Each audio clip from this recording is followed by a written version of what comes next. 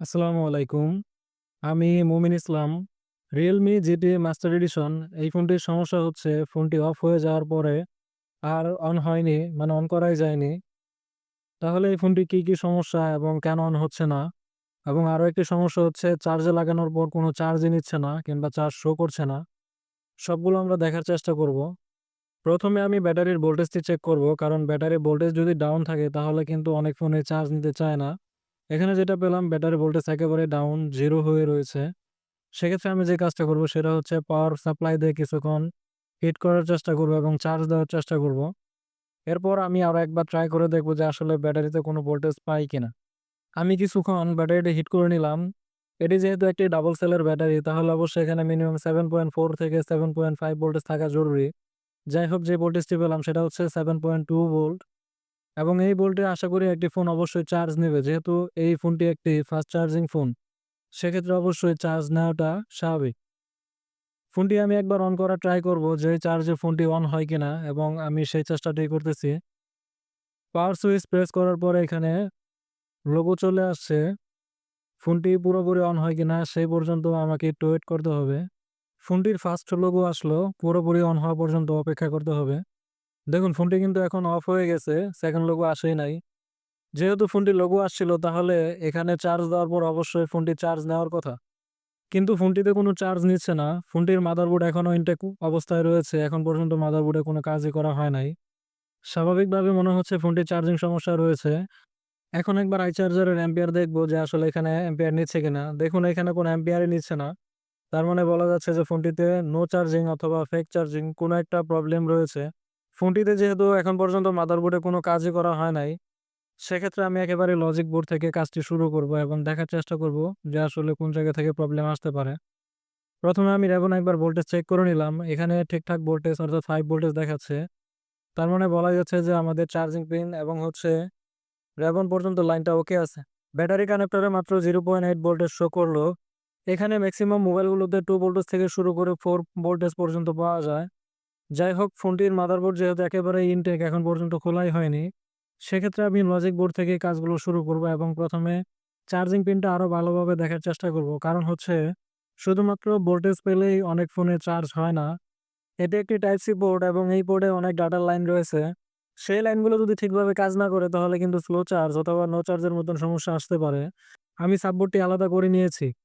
Charging পোর্টটি খুব ভালোভাবে দেখতে হবে। এটা একটি টাইপ সি চার্জিং পোর্ট। এই পোর্টটিতে অনেকগুলো লাইন থেকে থাকে এবং প্রত্যেকটি লাইন ডাবল করে থাকে।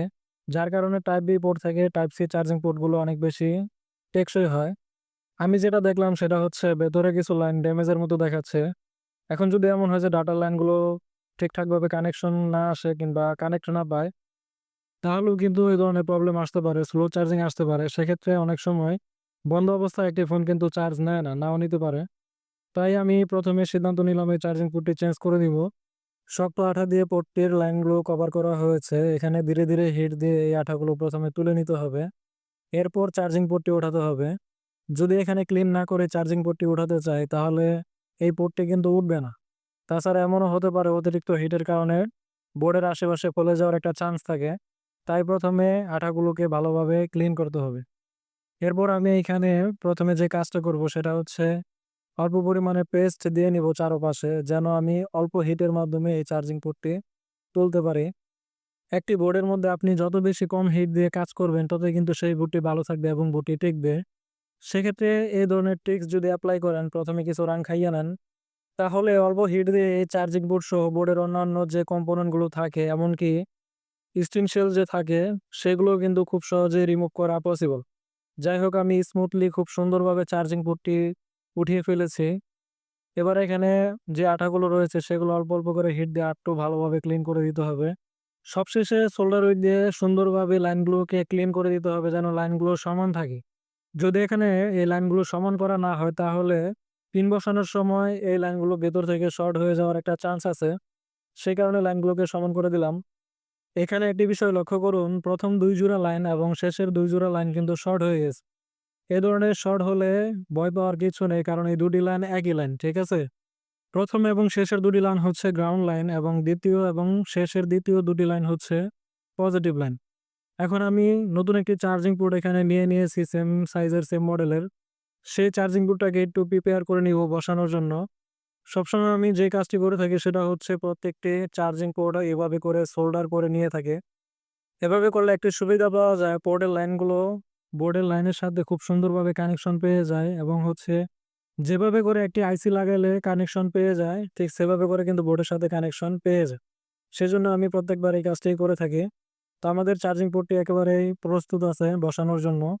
এখন আমি চার্জিং পোর্টটি বসাই দিব। পজিশন মতো বসানোর পরে এখানে অল্প পরিমাণে হিট দিতে হবে এবং এমনভাবে হিট প্রয়োগ করতে হবে যেন চার্জিং পোর্টটি বোর্ডের মধ্যে সুন্দরভাবে বসে। অতিরিক্ত হিট দিলে এমন হবে যে চার্জিং পোর্টটি নষ্ট হয়ে যেতে পারে।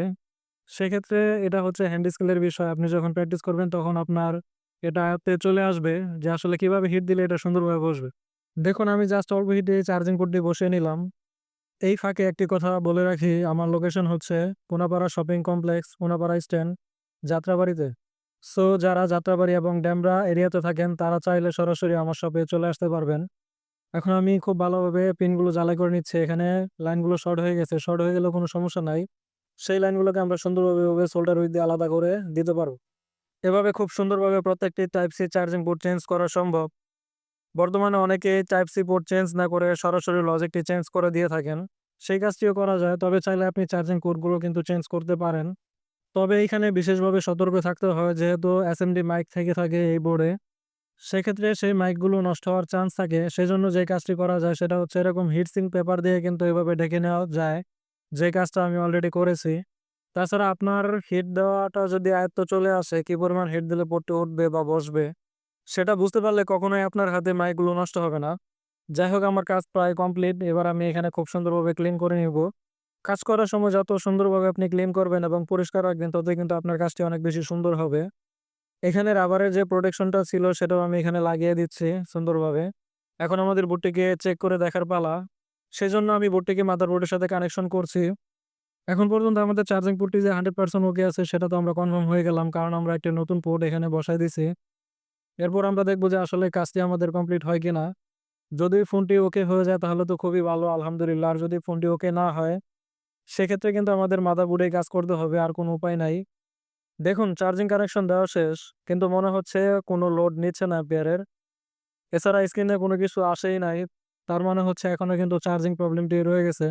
তাছাড়া এটি একটি আপডেট ফোন এবং এখন পর্যন্ত মাদারবোর্ডে কোনো কাজ করা হয় নাই। যেহেতু এটি মাদারবোর্ডে কাজ করতে হবে সেজন্য কাস্টমারের সাথে কথা বলে পরবর্তীতে স্টেপ নেওয়া হবে।